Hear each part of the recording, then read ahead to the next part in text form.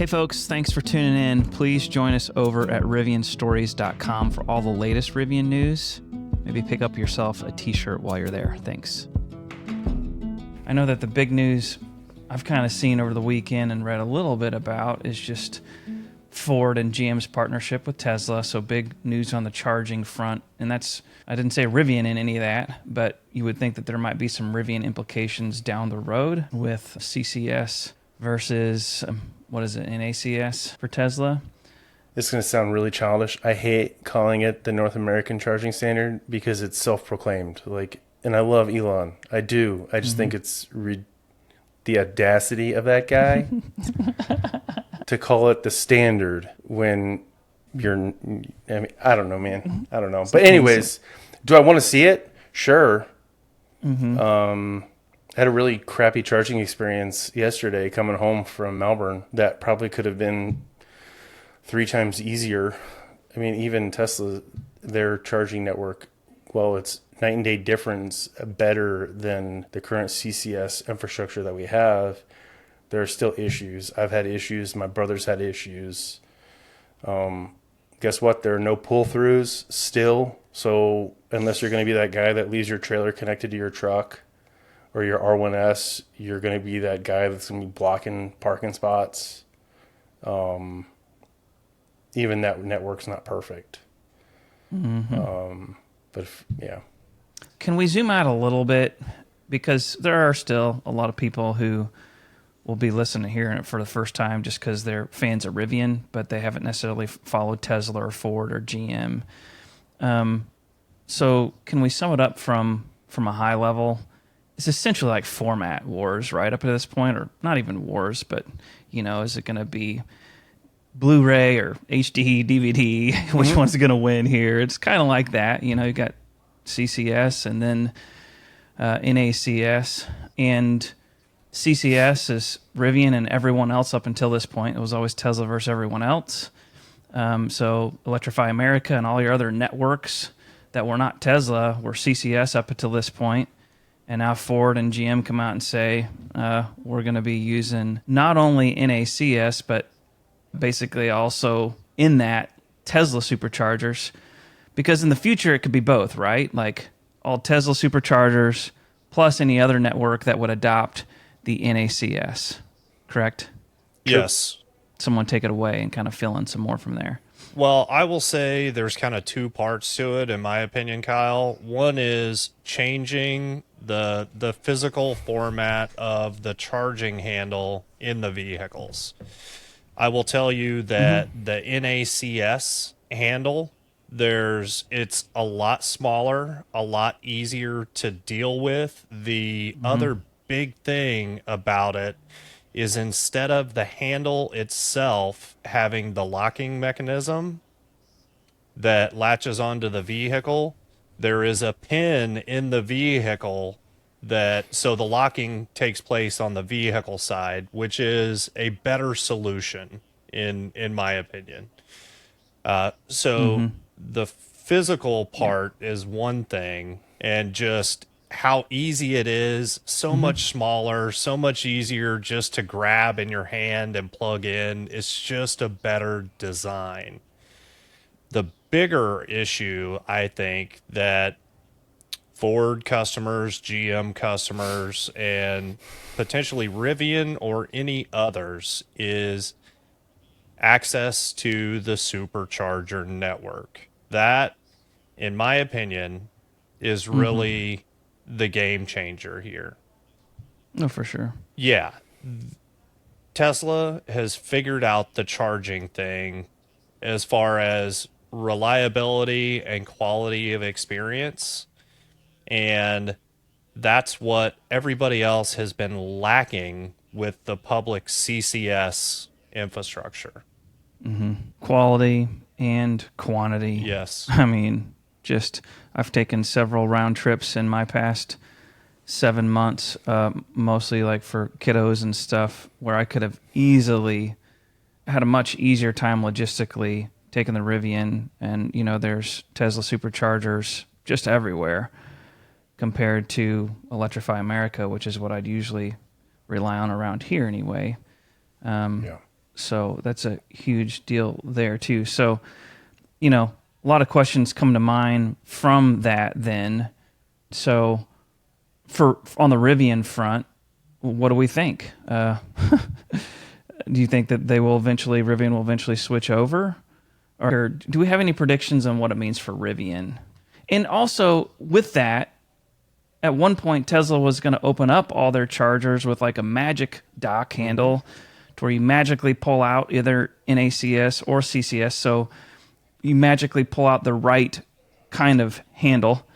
And will they abandon that now? What's going on? I do not think they're going to abandon that, Kyle. And one of the things that is going to be interesting to watch is with the infrastructure bill that is funding or helping fund a lot of the DC fast charging infrastructure. It is written into law, right? Into the bill that was passed that they must be CCS. So I feel like Tesla will continue to roll out Magic Dock type solution so that, or at least for any new stations, so that they can qualify for that federal funding. It just makes sense for them.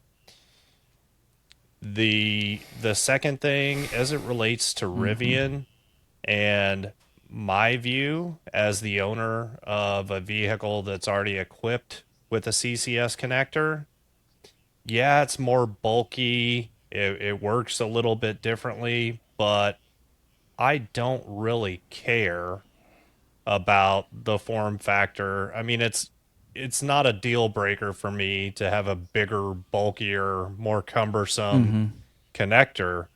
What I would love is access to the supercharger network.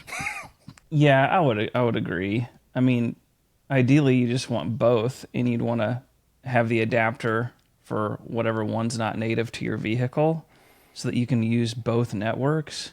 I mean, ideally there would be one and everyone would just get on one in North America and we had one. But until then, I would still like to use both when possible, right? But to your point, Skylar, if the NACS locks from the car side and not the handle side, there might be some issues there.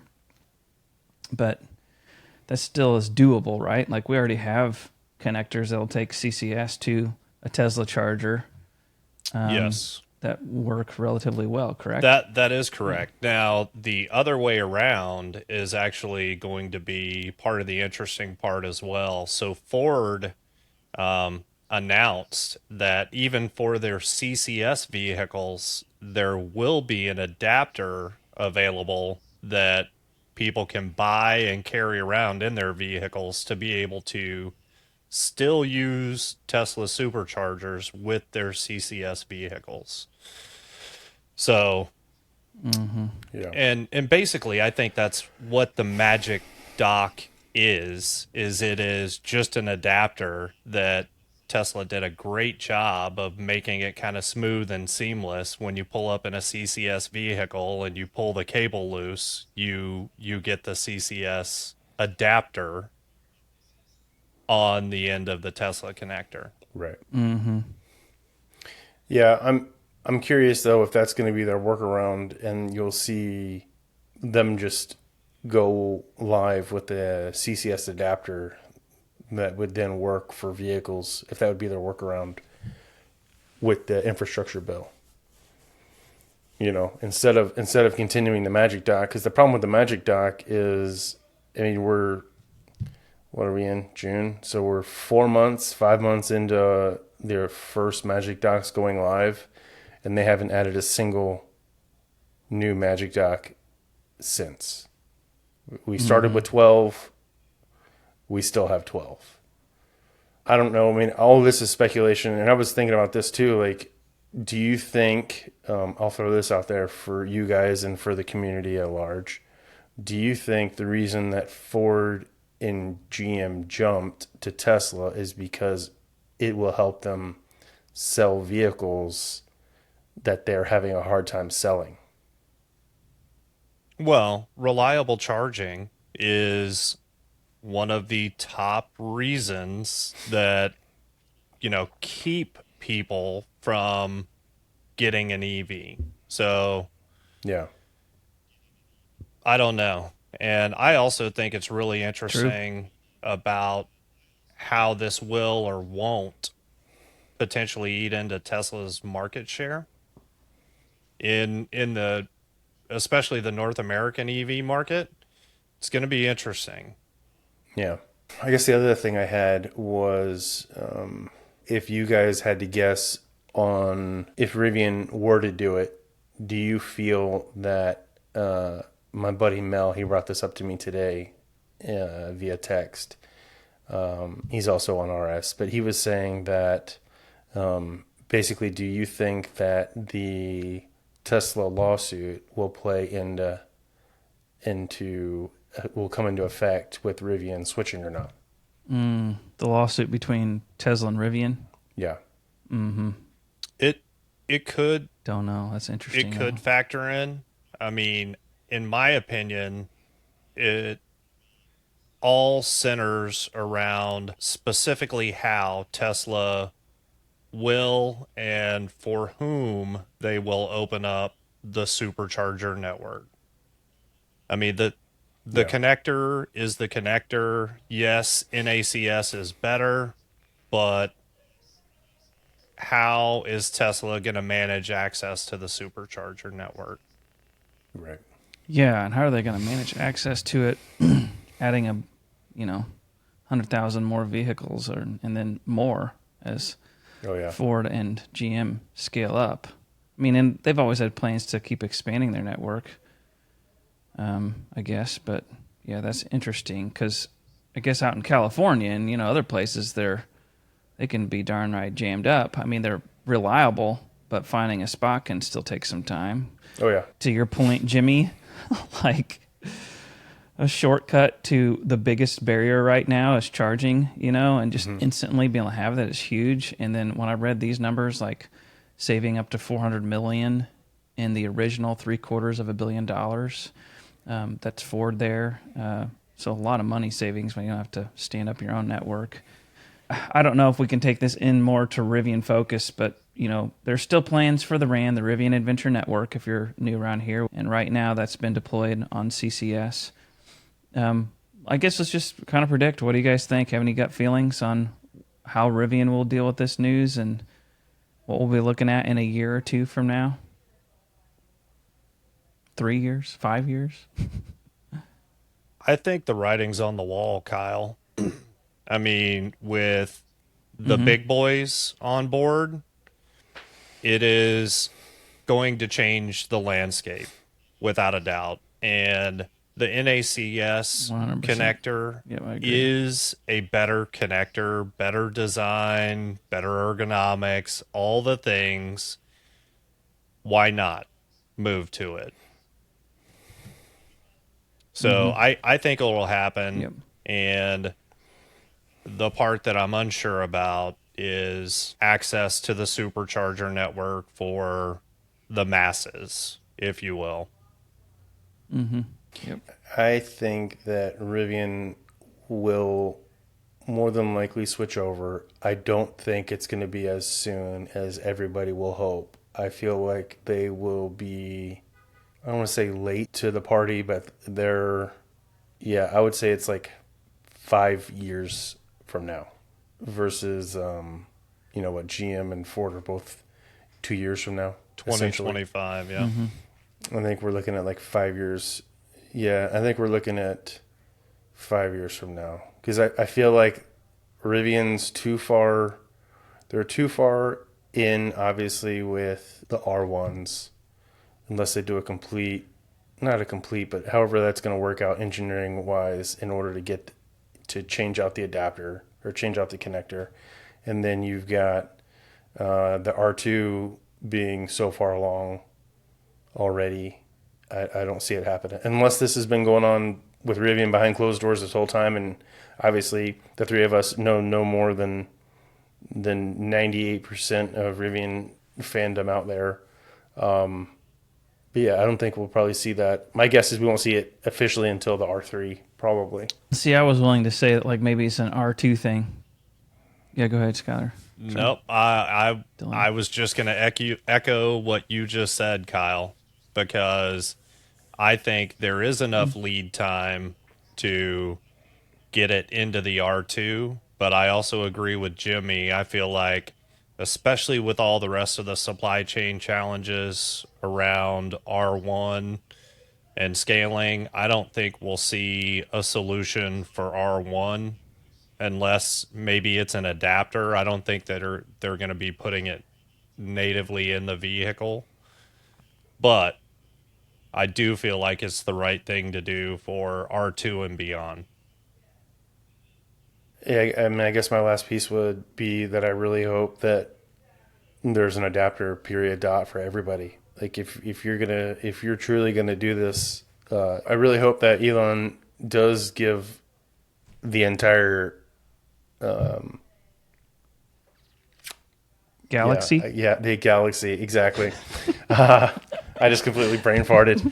I really hope that Elon does give everybody in North America the ability to buy an adapter, no matter what vehicle or manufacturer you drive, and charge something that's worth it, that's as advantageous to Tesla as possible within reason.